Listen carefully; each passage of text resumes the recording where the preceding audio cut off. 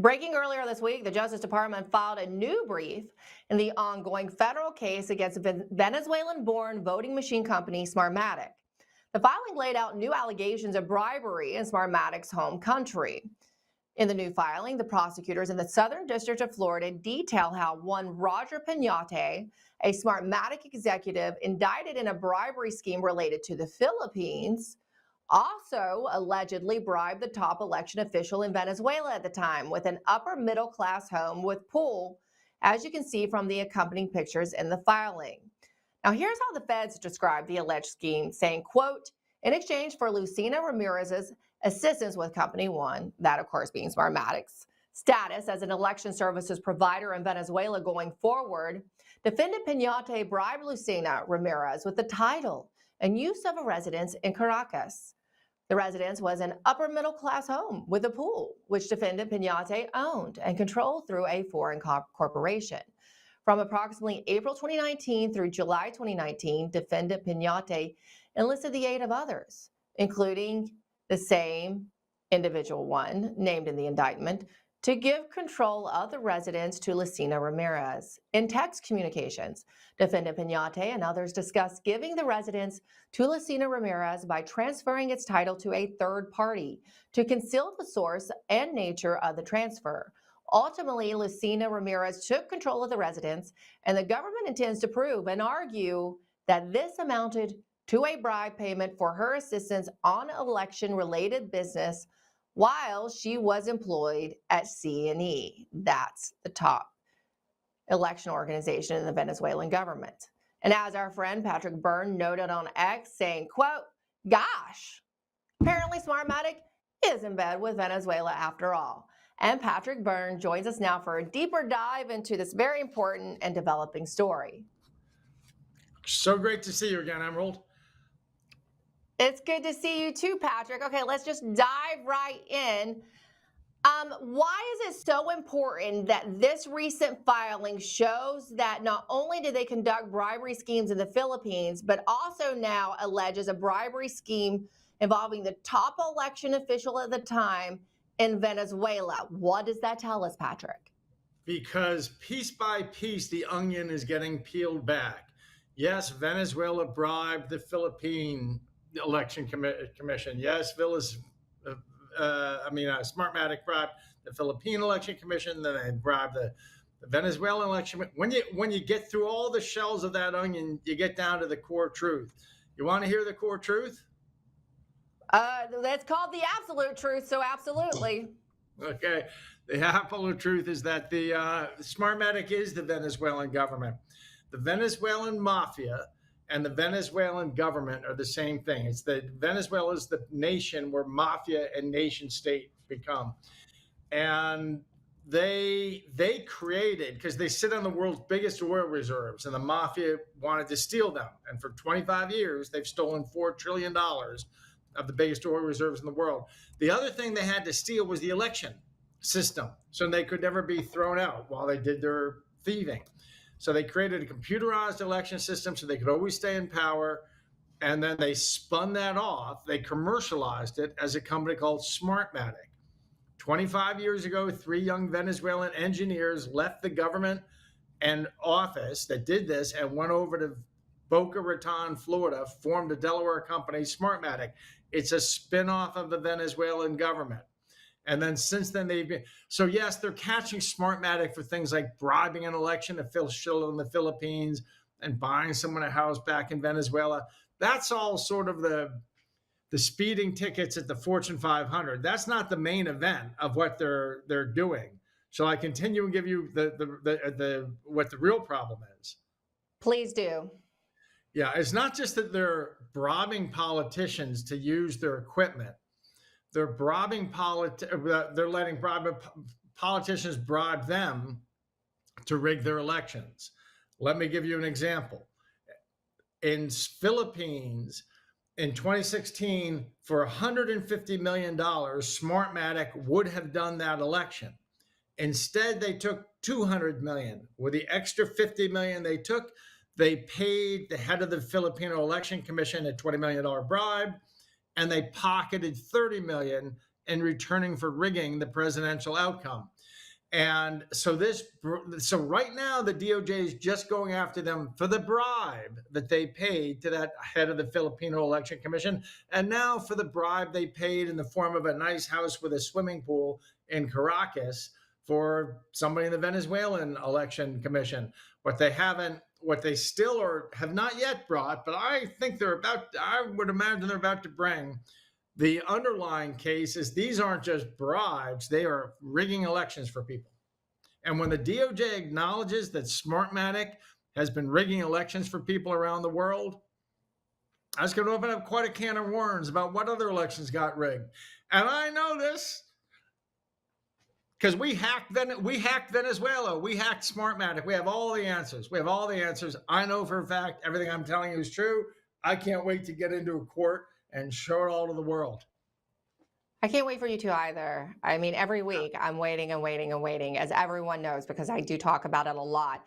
And you talked about the fact that this is going on in other countries like the Philippines. So that's why it was so noteworthy when President Trump met with the Philippine leader a couple of weeks ago that he said this. Take a listen.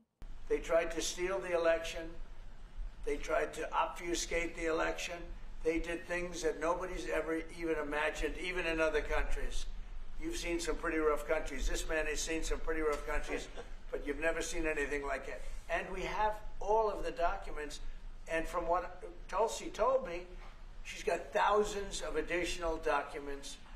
So the president basically is saying, I know your election was rigged. You know your election was rigged, I feel like. What did you make of that, Patrick? I thought you're the only other person I know other than who got the joke. The people a few other technical people got the joke. That is hilarious. Trump is a funny guy. I get now how funny he is. He acts like he's just blurting things out off the cuff. It's not off the cuff. He was sitting next to the President Marcos of the Philippines, the grandson of the former, long ago, there was a President Marcos.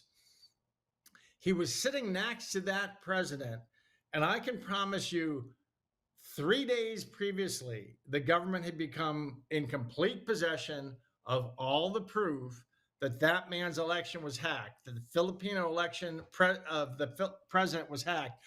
So Trump, rather than say something to him directly, you got to watch that video closely. He said to see the Filipino try to stay poker face, because kind of almost apropos of nothing, Trump says what he says about these elections all over are getting rigged. He says that next to a guy whose election had been rigged, and Trump knew it. Trump had 3 days previously got the exact evidence. So he was busting on that guy. Trolling you should watch him. the video again and see that guy's face freeze. He's sitting next to the president of the United States, knowing his own election was rigged, hearing this guy talk about how elections are being rigged. You should stop. That was the face of a man whose body parts were shriveling up. Yeah, when more information is out there, we have to play that clip so people can understand in its full context again, because like you said, only a few of us really got that joke and we were like, whoa, when we saw it. Patrick, real quick, we have time for one more question. General Flynn has already made public that there is an intelligence community report that is expansive and it is full and it is damning, that is making its way through the community and has likely made its way to President Trump. When are we going to hear more from the administration on this? When will they go public? Well, I don't speak for the administration. I'm a long distance. Listen, I'm a very mixed relationship with this administration, better than the last one, at least back in the country. You're going to hear about it. What is today? I think you're going to hear about it. Well, I don't want to let it. My guess is you'll hear about it in August, maybe earlier in August. Maybe we don't have to wait till a month. My guess is going to hear about it. What's going on is this situation is boiling over. And from what I've heard from, I don't know, Donald Trump spent that crazy 4 hours with him once, but I know people who know him. And what I hear is he's gone livid now that he has all the truth and he understands what happened, including he was cheated out of the greatest prize in history. His second term, he only got it back because of some things folks did. And I hear he's pretty fit to be tied. And you can all kind of imagine, Donald Trump has a personality that to me is a guy who keeps himself calm, but I see a volcano inside that calmness. And I bet once in a while that volcano goes off, and I think it's going off. I think he's really, really angry, not just at the Venezuelans, but all the people around him who soft soaked this and tried to play relaxed and tell him, don't worry, there's nothing to this. I think he's angry. I think he's really ticked off, is what my guess would be, at a lot of people around him, as well as Venezuela. Stay tuned. Stay tuned. Don't check out. Stay tuned in the month of August. Thank you so much, Patrick Byrne. Always one of my favorites when you join us. Thank you. Bye-bye. Yeah. See you soon, Emerald. I'm next. We further discuss that bill that would codify and sanction child kidnapping in California, with an attorney based there fighting the bill after the break.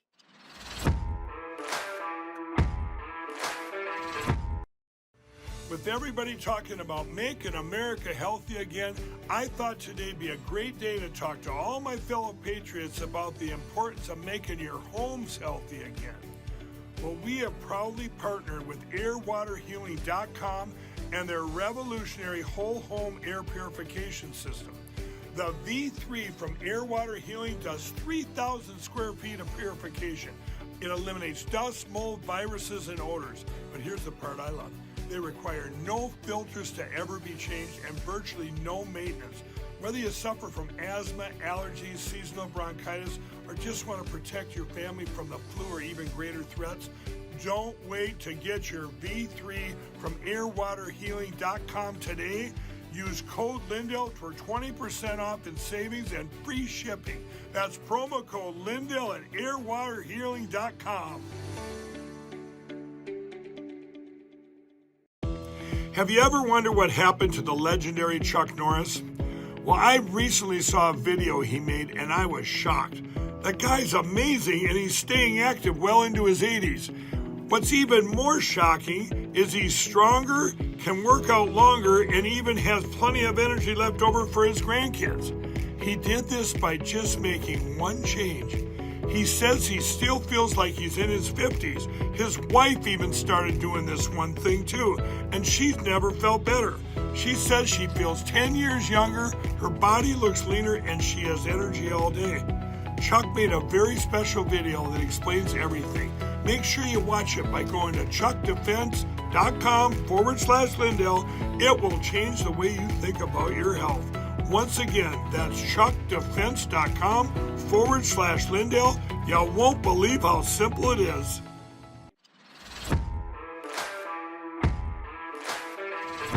California Democrats are coming for your kids with 3 dangerous new policies. First, Assembly Bill 495 lets anyone claim guardianship over your child, which is a dream come true for traffickers and kidnappers. Second, Assembly Bill 84 defunds charter schools by over $1 billion to force kids into state-run schools. Finally, the Democrat Superintendent of Schools has released a memo saying that California will not prevent biological boys from competing in girls' sports, contrary to federal rules. The Trump administration is suing the state of California over its unfair sports policies. We're hoping to restore fairness very soon.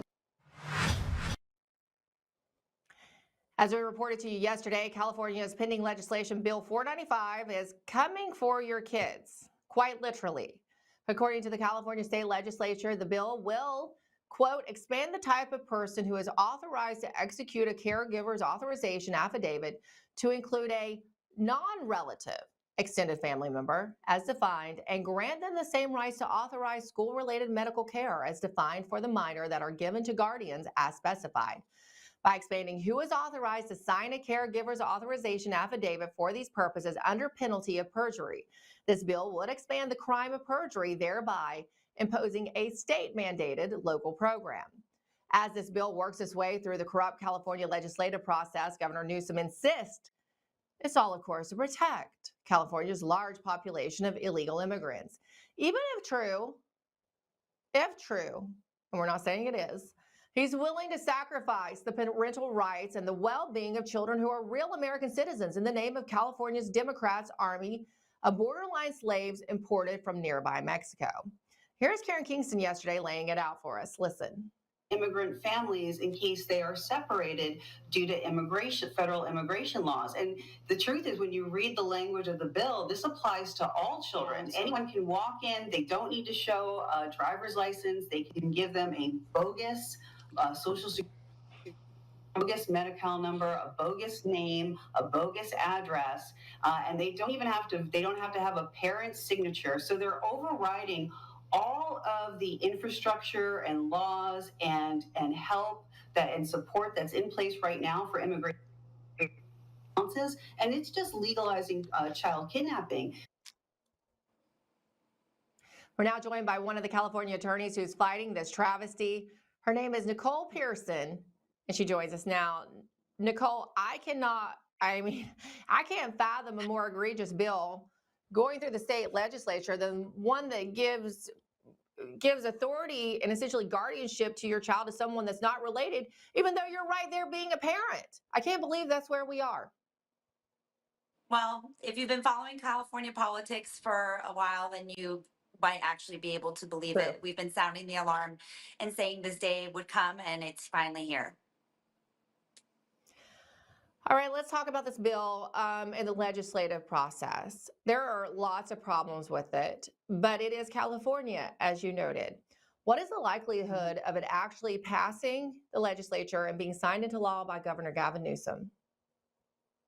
Well, the bill is set to be heard on Monday, August 18th in front of the Senate Appropriations Committee, where they'll be talking about the fiscal or financial impact of the bill on Californians. It's very difficult to kill these types of controversial bills in a policy committee.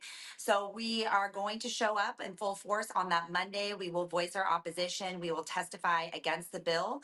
And we hope that the policy members will be convinced by our legislative efforts beforehand to vote no, or at the very least abstain on the bill.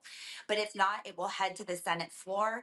If anybody has been watching, again, California politics, they know that we are full of extremist senators, Democratic senators.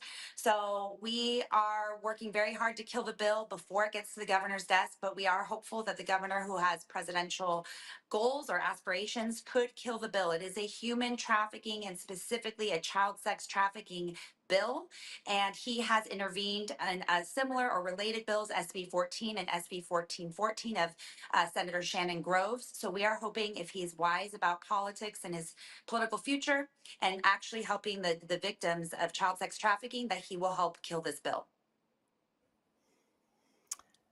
That's an excellent point. You can't appeal to reason with Gavin Newsom, can you? But you perhaps could appeal to his political future and ambitions. Absolutely. That's the goal. We're always working every angle that we can because we are run by Democratic extremists who are after our children.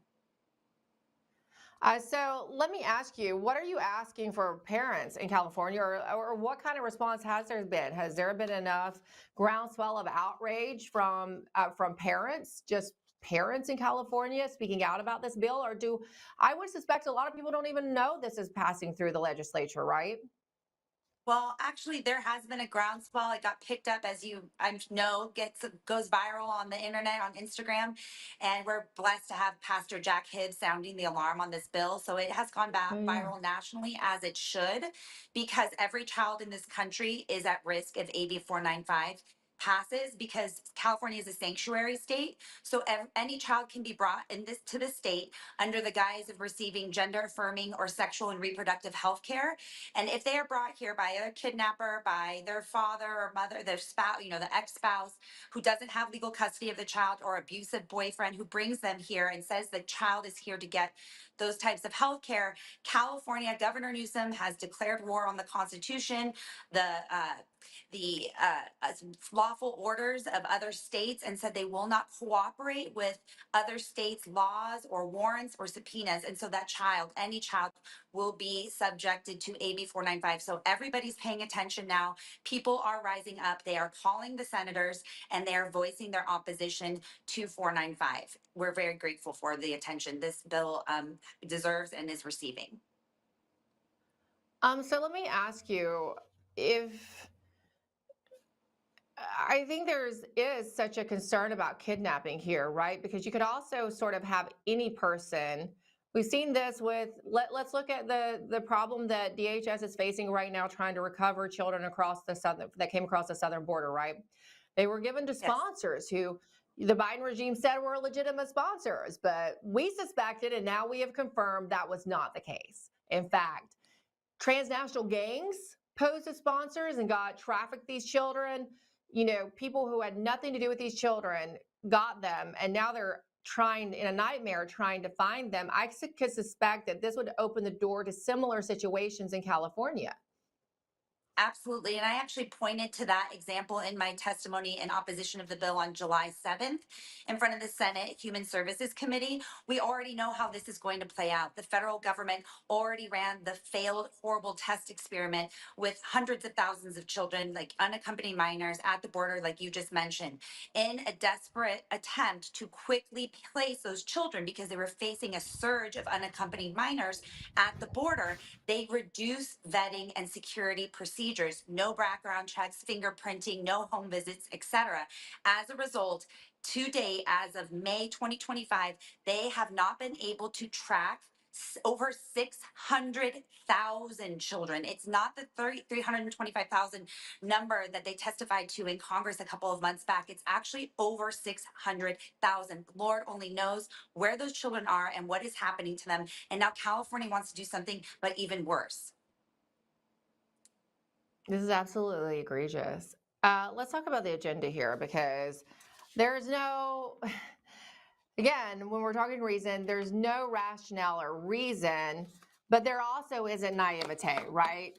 I mean, these Democrats and Gavin Newsom know exactly what they're doing. So what is the true agenda? What's the true motivation here, Nicole? Well, we'll just talk about the bill. I'll break it out for you because there are various agendas, different layers to this. So Celeste Okay. Rodriguez, the Assemblywoman who is the author of this bill, is disguising this bill, as a bill to protect the children of undocumented immigrants in the event their parents, both parents, are ripped from their homes in the middle of the night and the children are left alone. We already have robust, albeit imperfect systems, dependency, foster care, child protective services, and systems, legal proceedings to take the children in, place them immediately with the next of kin, and then monitor and track them to ensure that they are with a family member and are being taken care of. And then more importantly, like you mentioned at the top of the hour, that they are reunited with their parents and their parents' wishes are respected. We already have systems in place, so there's no reason for this bill whatsoever. The agenda behind the bill is, if you're religious, it's demonic. To me, it is child sacrifice. We are sacrificing these children to Moloch. If you are political, this is a classic Marxist, fascist takedown of the nuclear family, removing the children from the home, turning the children from their parents. And then if you're just looking at politics and finance, we're going to turn these children into lifelong medical patients, either because we're going to start to transition them, confuse them through therapies and drugs, administering drugs that, again, their parents are not consenting to, because these creepy strangers, adults, are brainwashing them, again, manipulating them, alienating them from their parents, and doing Lord knows what, giving them abortions, puberty blockers, hormones. We have no idea what will happen to these children, but basically all of the organizations, all of the groups who are controlling our lives right now are going to benefit from AB 495 if it does become law. This is terrifying, Nicole. As a parent in a different state who could have a Governor Newsom-esque governor next year, I'm in the state of Virginia. We're going to start covering that more in depth in September, but there is a very, concerning situation here as far as the gubernatorial race. As a parent looking at California and knowing that often the way that California goes, many other blue states go, I could soon be in a blue state, I find this absolutely terrifying. So for the parents that's watching that aren't in California, it's not just about California. This is huge. Everyone must fight it, because you might find yourself in a similar situation if your state flips. Maybe you're not in a blue state, maybe you're in a kind of purple, like Virginia. This could be you. Nicole, what are you asking people to do? People need to be calling the senators who are on the Appropriations Committee who will be hearing the bill on August 18th, telling them to vote no, at the very least abstain on the bill, and share your stories and also share your concerns. You do not need to be a constituent. If you live in California, you do not need to be a constituent of these committee members. They are Okay. voting on a bill that will affect every single child in the state. If it does pass the committee hearing, Pastor Jack Hibbs and Real Impact USA are hosting a rally on August 19th, the next day. And that will also turn into a lobbying day where they'll teach you how to lobby and advocate for yourselves with our representatives at the Capitol. That'll be an incredibly powerful day for this bill and any other bill that makes it through and heads towards the Senate floor. And then everybody needs to be calling the senators. There are not that many senators in California, and letting them know, again, vote no, or at the very least abstain on the bill. They can give Celeste Rodriguez cover. She's a newbie legislator. Just tell her, hey, you know what? We think there are systems that are currently in place that already protect children, all children, especially the children of undocumented immigrants. We don't believe expanding and broadening this bill is going to help the problems that currently exist with our system. We should be working together to close those loopholes. Let's work it together. Let's make this a 2-year bill. Let's make it more strict. Let's make these policies more powerful and robust to protect these children and ensure that they're reunited with their parents once that parents is capacitated again or released from custody and able to take care of their children. So we just need to be giving what's called cover to these legislators to speak up against this bill. We don't need a no vote. We need abstentions, and we need them to know that we oppose this bill and are watching them and how they vote on this bill now. And the very last thing I forgot to mention, call Gavin Newsom's office right away. Start putting pressure on Gavin right away. Email him, submit comments online, let him know you're watching. If he cares about children, vulnerable children, child sex trafficked children, that he needs to step in, intervene, tell Celeste, this is not the bill. Let's work on something that's better for these children, and let's pull the bill completely. You heard Nicole. It's not just about California either. Thank you so much, Nicole. We're going to keep our eye on this. Pastor Jack Hibbs has been on the show before. We will be following that rally. We'll probably talk to Pastor Jack as well. Some good people in the fight, so that's encouraging, but it'll take all of us. Thank you so much, Nicole. We'll catch up with you a little bit later on in the fall to see how that goes. All right, up next, President Donald Trump busy at the White House, where there is apparently a forthcoming announcement on a new peace deal. We'll have more on that with Kara Castronova after this break.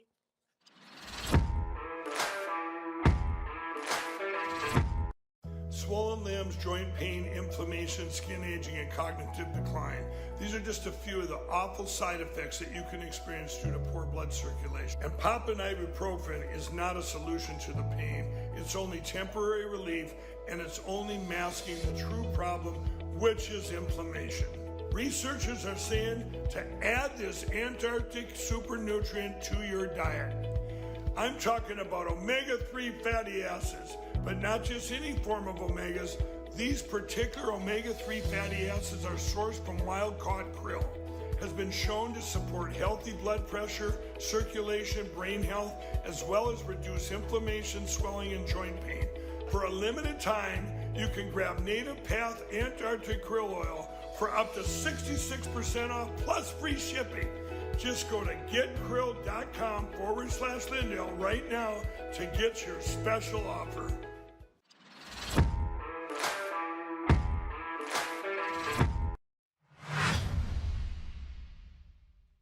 Fashion, it would seem we are on the brink of yet another major peace deal being crafted by the Trump team to end the ongoing brutal Azerbaijan-Armenia war. That's according to our sources in the White House.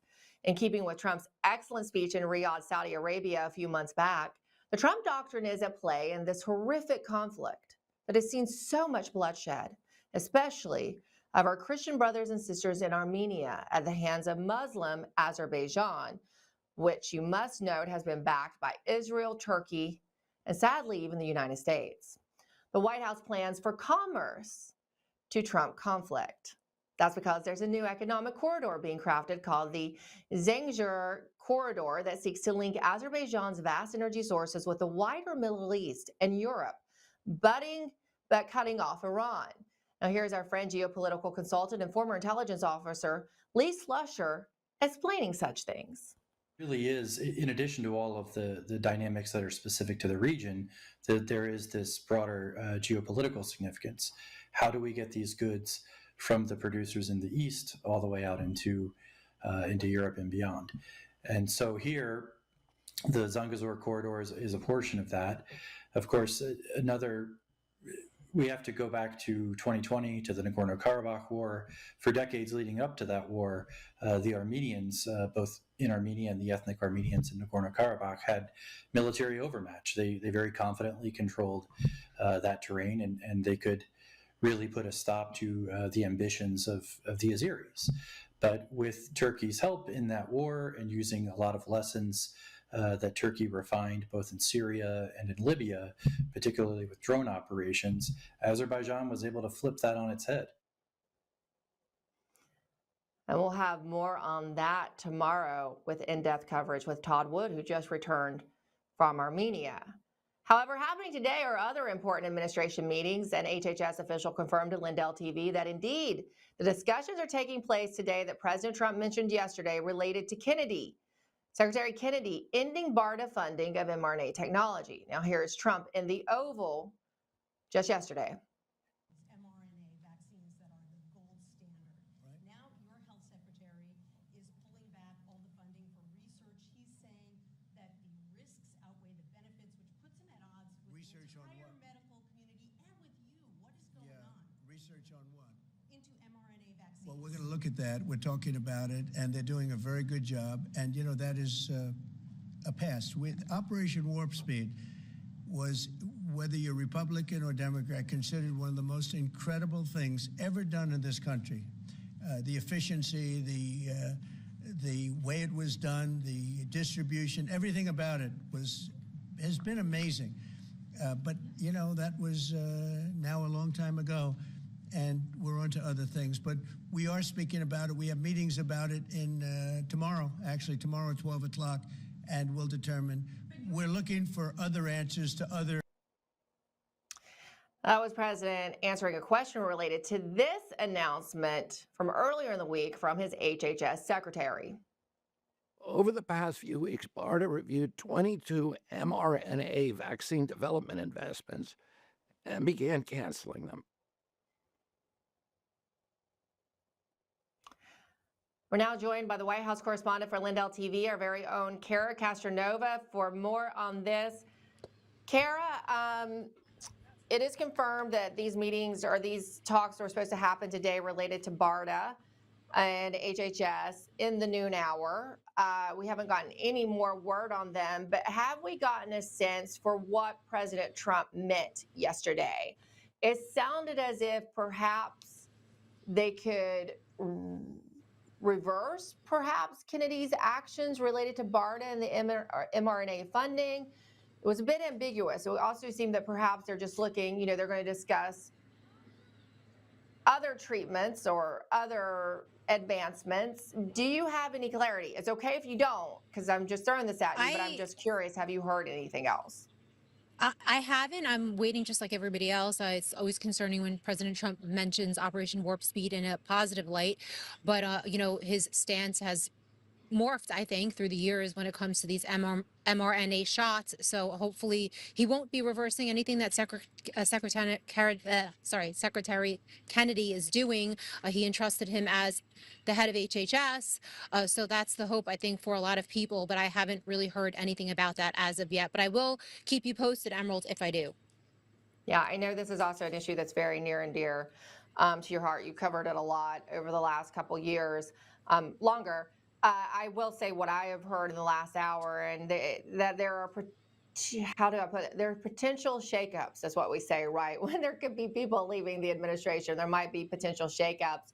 Maybe not names that are super familiar to our audience, but potential shakeups at the Health and Human Services Department related to this week's events. So we shall see, and we will also cover that more in depth tomorrow.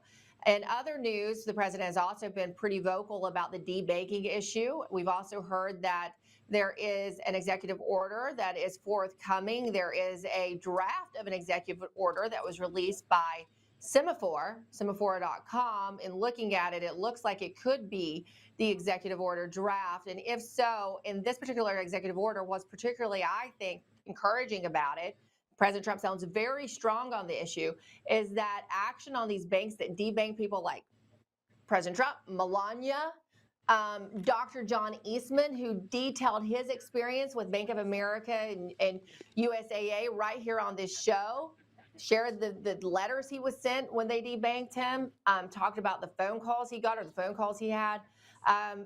President Trump's pretty strong on this issue. And if this executive order is the final draft, it would include retroactive action against banks that debank people like Eastman and the Trumps, correct? Right. And, you know, a lot of other people, it, you know, wasn't really reported on in mainstream media. But as you know, Emerald, a lot of J6ers were debanked. People, just regular people, plumbers, carpenters, and others that were Trump supporters, they, you know, they don't get the reporting done for them. But I spoke to them through the years. A lot of people were debanked or even removed from PayPal and other payment processors. So I'm hoping that, you know, this executive order eventually, or another executive order eventually includes things like PayPal and Venmo, where a lot of J6ers were removed from. So it's about President Trump and everybody that you spoke about, but really it's just about the American people. A lot of people were debanked. So yes, like as you said, President Trump is preparing this executive order, and it will retroactively penalize banks that were engaging in politically motivated debanking. And, you know, it's been reported now by the New York Post that Biden officials were involved, which is obviously a flagrant abuse of power. There could be indictments. I do believe that, you know, if these individuals are hopefully identified, maybe through Freedom of Information Act requests, maybe people will investigate this more at the DOJ. This is obviously a flagrant violation of the First Amendment. It was done to chill free speech, due process, and all of these other constitutional rights that obviously make America different than other countries like communist China, where this sort of thing happens. So this is really, it's about equal protection. It's about First Amendment rights. And, you know, I think that Democrats and Republicans both should be really applauding this. This executive order, because the power pendulum does swing. I always said that when I founded Citizens Against Political Persecution. You know, any type of rogue administration like the Bidens could come in and really use this against the American population. And rhinos can come in as well years from now and, you know, debank people that they don't agree with, or debank, you know, who knows, a Democrat. So this is important, I really think, for this to become law eventually. I think it's very important. I think this is a very important executive order, but I think this pendulum never swings so hard the other way that the Democrats actually get hit. But it is the point that we often use when we're talking about why we have to conduct certain actions in a Republican-held administration, and it is important. I'm glad President Trump is addressing this, because our own Mike Lindell has been affected by this issue. So there's a lot of people, and average Americans. I mean, people who aren't out there in the media, not average, but not out in the media. I've talked to people who have seen, you know, they feel like they've been targeted because they're very openly conservative on social media. So we'll continue to follow this as it develops. Real quick before we let you go, Kara, you are headed to a special event today at the White House in the East Room, where the president is set to make remarks about recipients of the Purple Heart, and many of them will be in that room. Yes. Now, you have a very personal story about the Purple Heart, so today will mean a lot to you, I suspect. It will, and I'm looking forward to being in that event. My dad was a Purple Heart recipient. He's buried at Arlington Cemetery, just right here outside of Washington, D.C. So I'm going to really look forward to hearing President Trump's remarks on a personal level, and you know, just researching Purple Heart Day today and looking more into what it means, and you know, the history of the Purple Heart, which started with George Washington. He was the one who originated it, and then 200 years, I guess, after they really started creating the actual Purple Heart as it exists today, in the form of the heart with the medal, and giving it to, you know, hundreds of thousands, I believe, soldiers who have been injured in wars. And like you mentioned, there will be many people in that room today that are recipients or that are family members of recipients, and just really honoring their contributions to this country and what they did to make America free. So that is on the schedule for today at 4 o'clock, and I will be there, and I will report back to you on that later or tomorrow. You know, Kara, I know your father would be extremely proud of you. I know he is, looking down from heaven. Just so proud of you, and I hope you enjoy the event today. I'll be watching. I'll probably have to have it with a box of tissues. I'm very sentimental. I love it, and I've heard President Trump talk so much about our warriors, right? And they're really important to him. People don't even know how important they are to him. You know, I've heard him say that's why he lays awake. You know, obviously he doesn't sleep much anyway, but at night thinking about is the wounded warriors, particularly that he would see and interact with at Walter Reed. Kara Kastranova. So we will bring some coverage from that event at the White House later today. So stay tuned. Thank you, Kara. Thank you so much, Emerald. Have a good show. In other recent remarks, President Donald Trump suggested that he could federalize the District of Columbia in order to clean it up. The president's suggestion came on the heels of an attack on a former DOJ staffer known famously as Big Balls. Allison Steinberg has the story in today's Swamp Watch. Well, this weekend, Washington, D.C. proved yet again that it has lost control. A young federal staffer known online as Big Balls, a protege of Elon Musk and former member of the DOJ task force, was brutally assaulted in a carjacking by a group of teens just steps away from his car in the heart of our nation's capital. Police say the suspects were just 15 years old. President Trump's response was swift and unapologetic. Quote, if D.C. doesn't get its act together, Trump wrote, we will have no choice but to take federal control of the city. And because of the increase in crime among teenagers, Trump also says the law in D.C. must be changed to prosecute these minors and lock them up for a long time starting at age 14. Elon Musk tweeted in agreement with the president saying it's time to federalize D.C. And they're absolutely right. The capital city, run by far-left Democrats for decades, has become a lawless hellscape. Congress intern Eric Tarpinian was killed in a crossfire back in June. Now, a DOJ staffer nearly loses his life. Who's next? Now, in response to Trump and Elon, Tom Fitton with Judicial Watch also noted a contributing factor to the juvenile crime crisis in D.C. is that the courts rely on GPS monitoring to police criminal juveniles. The box, as the youths call them, are ankle monitors that must be charged in order to work and track them properly. Do you think a kid who's in trouble with the law can be held responsible to charge up the batteries on these devices? What a silly idea. Now, just to further highlight how out of control juvenile crime is here in D.C., 125 to 150 youths a day wear these GPS monitors under D.C. juvenile court supervision while facing charges. And in contrast, back in the mid-2000s, there was an average of just 40 a day. Additionally, one D.C. juvenile judge reported he estimates 4 out of 5 youths under court supervision will at some point wear one of these devices. Despite the mayor's office reporting a decrease in violent crime statistics, our nation's capital is not getting better. It's actually getting more dangerous.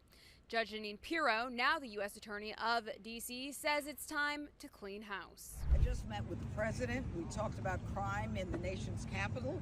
We talked about fighting crime, and the president is very serious about making sure that as the prosecutor here, that we not only fight crime with a vengeance, but make sure that there are consequences. Make sure that we protect the victims and we make the criminals accountable. This isn't about politics, it's about safety. It's about restoring law and order to the very city where our laws are made. President Trump is correct. If the radicals in charge won't protect Americans, perhaps he will. Reporting for Lindell TV, I'm Allison Steinberg. Oh man, thank you, Allison, for that. Please stay safe out there on the streets of D.C. In the meantime, coming up after the commercial break, we continue the coverage of the very important film set to premiere August 15th called Pardon Me. It's the Bevelyn Williams story, and it features our very own Silk. We talked to another star of the film. You probably recognize him from his other great work. Mr. Jason Mitchell joins us after this commercial break.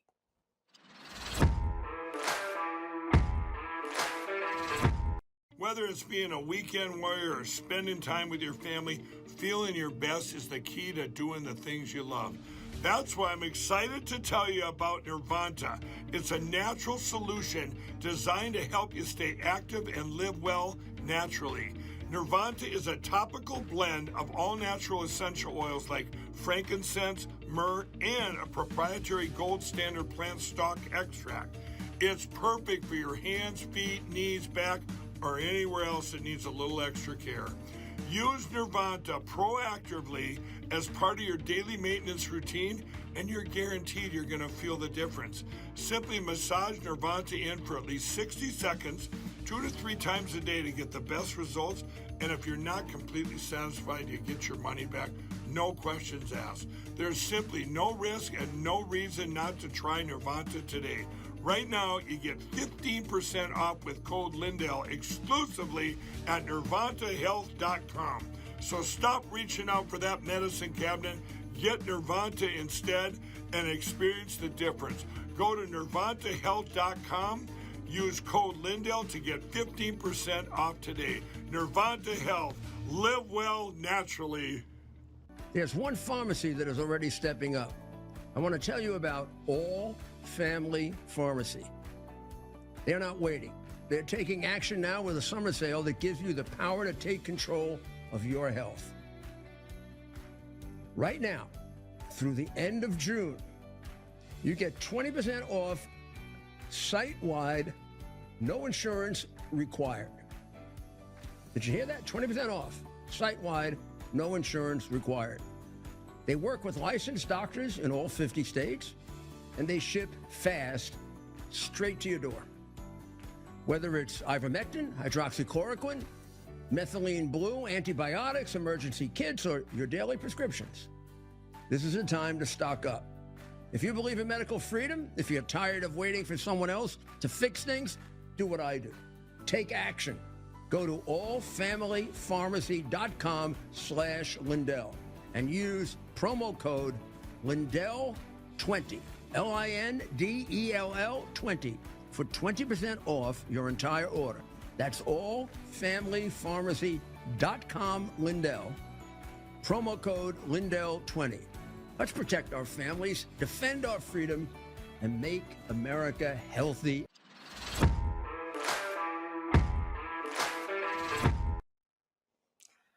The husband of Bevelyn Williams, the former political prisoner, wrote on X, quote, "I watched them put my wife in handcuffs. Her crime, standing for the voiceless.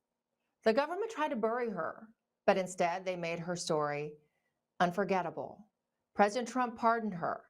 Now her story is a movie." And it is. It is the subject of the new film, Pardon Me.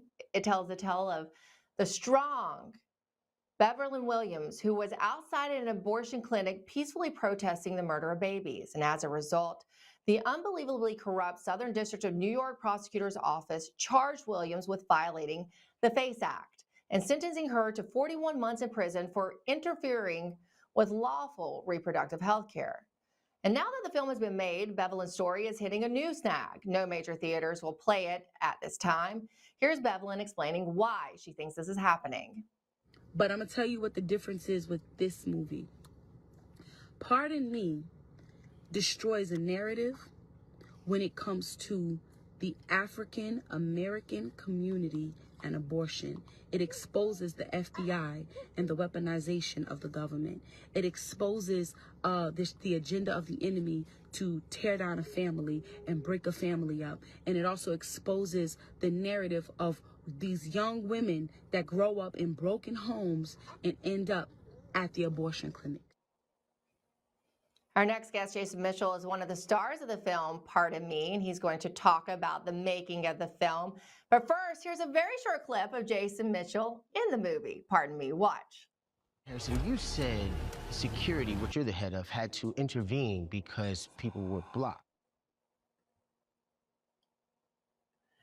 We're now joined by Jason Mitchell himself, and you might recognize Jason from another very highly acclaimed film, the biopic Straight Outta Compton, where he played Eazy-E. It's so good to meet you, Jason.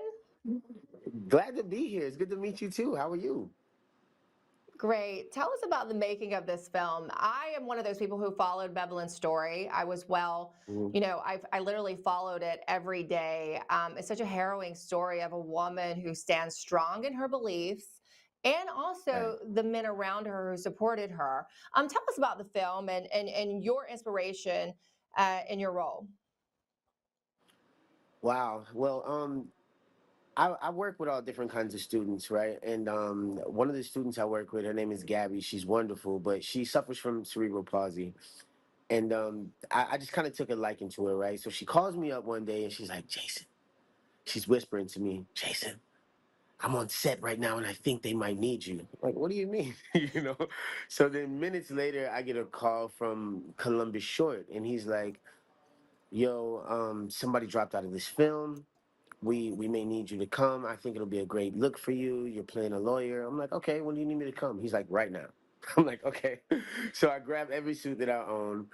I go down there. I have my barber meet me there, and they're prepping me, you know, as the as everything's being, you know, put together because I have to jump right into the movie, right? And I was like, man, I really wish that I could talk to Beverly Williams. And she walks in and she starts just, you know, downloading all this information onto me about how she feels and what it is. And I can feel her passion. And immediately, you know, I had to soak that in and transfer that over on camera. And it turned out beautiful. It turned out beautiful. I was late into the film, but I had all the information I needed because she was right there with me. That is incredible. I actually didn't know that aspect of the story. So you were brought in to the rescue on the fly, and you weren't aware of Miss Williams' story prior to this. That's amazing. Correct. Correct. But, you know, I think that it's all God's hands. I have to give him the credit, but I've had the opportunity to bring some of these beautiful stories to life that help shape our country, you know, and a lot of them are very controversial. And I feel like this is in that same vein. You know, I've become sort of this actor activist, as as somebody else would like to say. I've heard this from a couple of people now, but you know, it wasn't something that was planned. It was just, you know, all God's grace. Yeah, and that's what I keep hearing about this film, honestly. Jason, Yeah. I talked to Silk about it. I've talked to Bevelyn, and what it. Everyone has the same sentiment that you just shared, that God's hand is really on it. So I'll ask you, what do you think that the audience will take away from this film once they see it? You know, obviously I'm not a woman, right? And you know, Right. it's easy to say your body, your choice because we don't think about all the rest of the things that come along with it.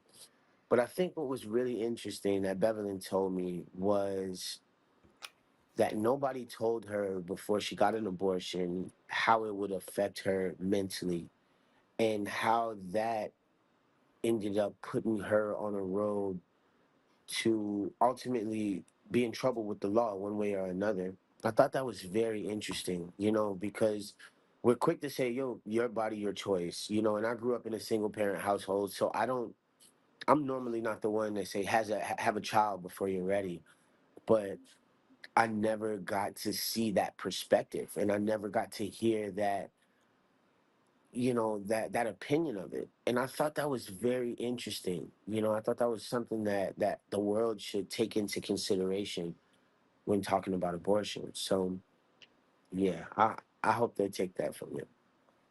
Yeah, I was Silk and I were talking about it a little bit because you know she's with our network, Lindell TV, and Right. she was talking about the film, and I haven't gotten to see it yet. I can't wait till I can, and hopefully we can arrange a screening in the town that I'm in because I think a lot of people here would really appreciate the film. Yeah, we gotta make But that happen. look, it's just a good story. You don't even have to Yeah. get to the point. It will be moving for people, of course, but it's also just good storytelling, and it looks like it And to me from just the clips I've seen and the trailer, which the trailer is very moving, especially the moment where the FBI shows up at the door. It's just good right. storytelling. Yeah, I love it. I love it. And you know, it's interesting, right? Because as a lawyer, you put your feelings aside and you put the facts together Mhm. and then you build a story ultimately to crush whatever witness that hits that stand. So even though I came into it late, I had enough information to do exactly that. And it was pretty fun. And I didn't know anybody personally. So I got to dig in, you know, pretty good. It was actually kind of fun. I'm not gonna lie. You know, if I wasn't an actor, I think I could see being a lawyer in my future for sure. Well, hey, you never know. I did spend some time living in Hollywood, and I would tell you there were a lot of actors slash lawyers. In fact, it seems to be sort of a very symbiotic relationship there, right? And we could dive into that. It's the same with journalists, and I would say some of them don't stop their theatrics when they end up in the White House press corps or on CNN or whatever. So you never know, Jason. You might have a future as a lawyer. I wouldn't count it out of the cards, but you're definitely a fantastic actor. I've seen quite a bit of your work in the past, especially Straight Outta Compton. I'm so glad that God brought you to be a part of the film, and I can't wait till we can see it. Thank you so much for joining us today, Jason. Anything you'd like to leave us with? Thank you for having me. Watch the movie any way possible. Go see it. Go see the film, and you can also set up a screening. We want to make sure that our audience knows that. If you'd like to bring it to your hometown, you can email info@watchpartyme.com, info@watchpartyme.com to set up a screening in your local area. Thanks so much, Jason. I can't wait to see it. Thank you. All right. Have a good one. All right, that's it for me right now. Be sure to go to mypillow.com, use your promo code TRUTH, or call 800-944-5396 to support the Absolute Truth and Lindell TV. And that's the Absolute Truth. We'll see you tomorrow.